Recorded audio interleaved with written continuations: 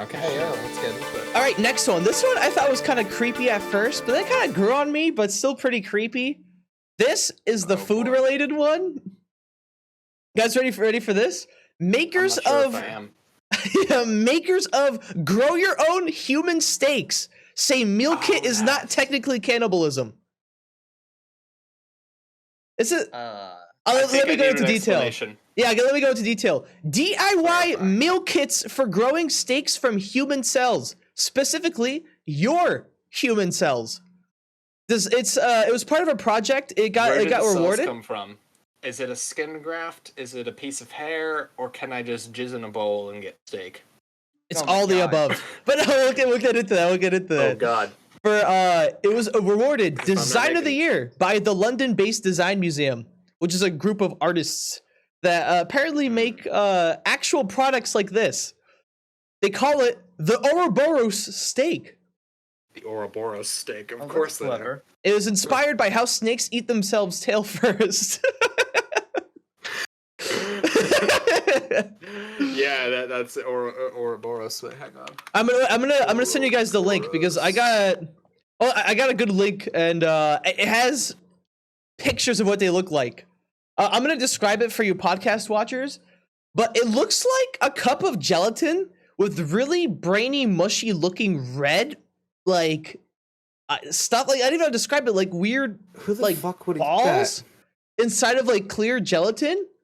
It does not look like a steak at all. It's like fleshy red plump stuff in see-through gel that's apparently edible and tastes like steak.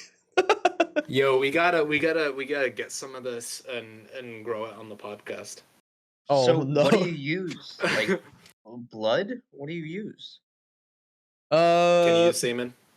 Because if I'm not making a steak out of my own semen, then I don't want to make a steak. Actually, I thought I jotted a note of that. I can't find my note. Yeah, like where did the cells come? That's why I'm. Wait here. Like I sent you guys the link. Where is it? I'm looking at it. I'm looking at the link, and I just see this front page, but I don't see like any about me or how it works. That honestly makes me a little nauseous. That's a little too grotesque. So like, honestly, what the fuck is going on? Yeah, honestly, they're an artist group. There's a really good chance this is fake and that it's just an exhibit to gain attention. But like, just the idea of being able to grow steaks out of your own body to eat them. Like they claim it's not cannibalism, but I mean, it's still your cells. It's a weird gray boundary, in my opinion. I mean, I don't see anything about like where do you using order human cells and blood. So it looks like they use a combination of probably like a stem cell and blood. I looked it up on another website. Oh, okay, because all I see is stuff about the designs and the exhibitions. I don't see. Yeah, which are harvested from the inside of your cheek and fed serum derived from expired donated blood. There it is. Isn't that so weird? Like our bio expert. What do you think? Is it real? Yeah, is it real? What do you think? It looks real. FBS, which costs around 300 to 700 per liter, is derived from the blood of. Oh, that's something else. Never mind. So you don't have... That's it's doing the same thing, but with cows. That's what I was reading. Oh. Because they could do it with cows, so I guess they just did the same process for human cells. Steak anymore. So yeah, they're actually working on that. Yeah, actually, no, that was one of the inspirations. Steak supply. Well, actually, let me read this out. So the Ouroboros steak is a DIY meal kit for growing gourmet steaks from one's own cells. It comes as a starter kit of tools, ingredients, and instructions that enable users to culture their own cells into mini steaks without causing harm to animals. It was commissioned for the exhibition designs for different futures at the Philadelphia Museum of Art.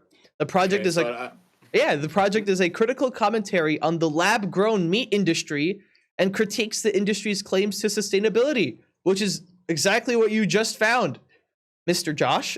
And it was designed by Andrew Pelling, Orkin Telhan, and Grace Knight. I'm bad at pronouncing, so I probably got that wrong. I don't think these folks, the Ouroboros steak, actually made a stem cell sort of. Oh my god! Thing.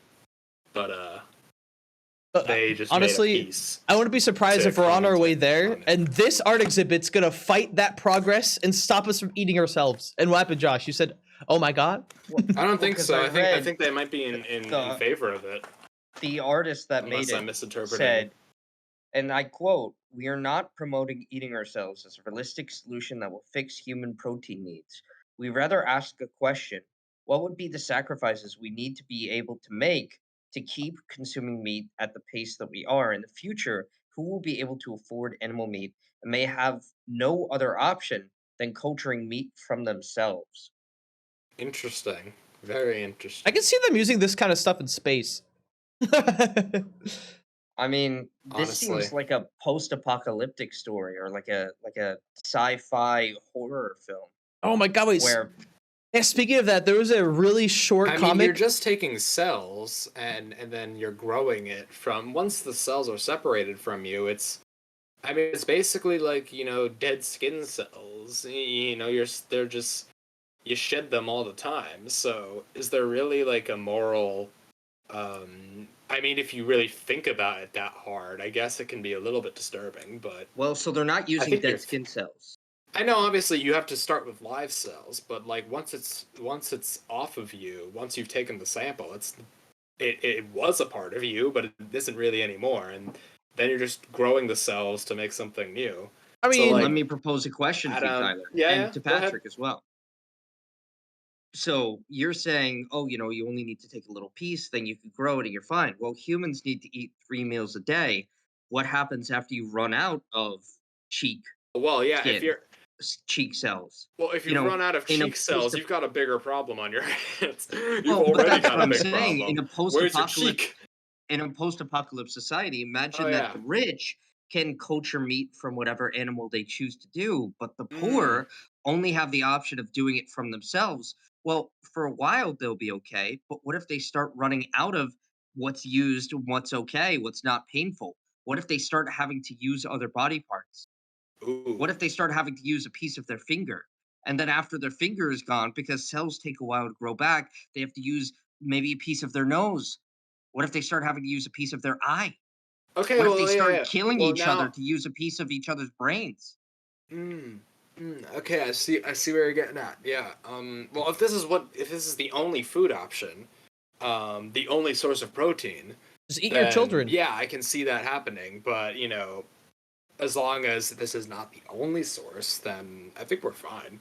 I mean, it's in your theoretical scenario, then yeah, if we're just unable to, if there's no sustainability and we can't have animals that we get meat from, then yeah, then you start getting into a problem.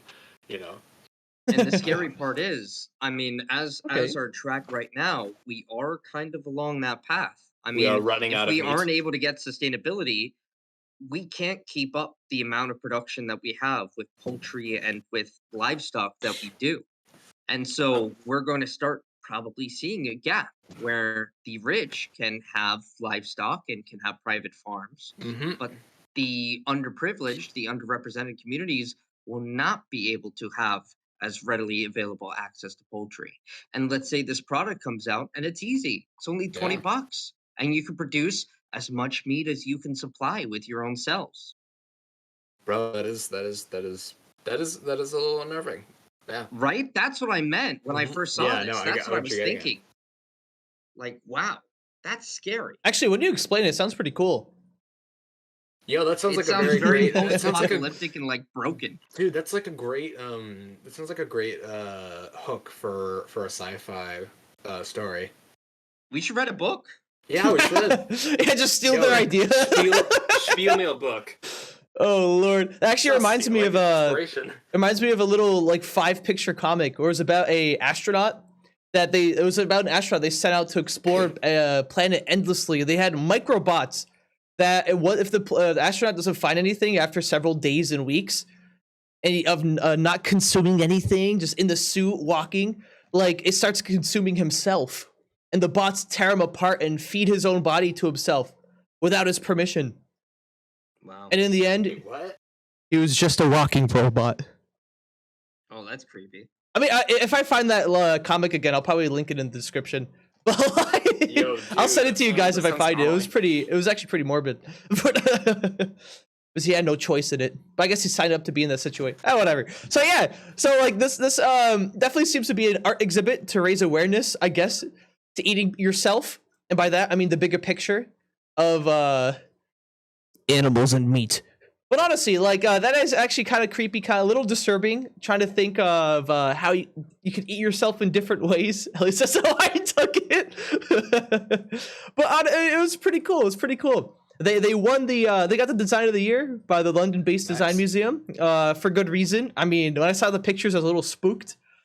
It was pretty cool. So yeah, any final thoughts, guys? I would like a bit of big toe in my steak, please. I'd like a little bit of big toe in my salad, please. No, in like a in all crouton. seriousness, all jokes aside, the thing that gets me worked up, the thing that gets me unnerved by this kind of material is Is the thought of a I poor person start. eating you? Well, no, I start seeing the reality of how this could be the case, and I start thinking about it, and like we were talking about earlier, of well, if this does happen that way, it's kind of like the multiverse theory. If this path does happen, if all these lefts make this right, whatever that path is, this could possibly happen. And I think that's why it's so important to have communication and to try to, really stick with sustainability for all. Because otherwise, these post apocalyptic scenarios won't be so post apocalyptic anymore. They'll be the reality. I mean, it They'll be sounds like a. post-apocalyptic, but the apocalyptic part will be real. I mean, it sounds like a good Right. solution to me. Not really that apocalyptic. You know So how you'd be many okay car with just farts? You know how many? continually eating I yourself? said car. You know how many cow farts cause the global warming? So you'd be okay that the ultra rich have livestock and everyone else has to eat each other themselves?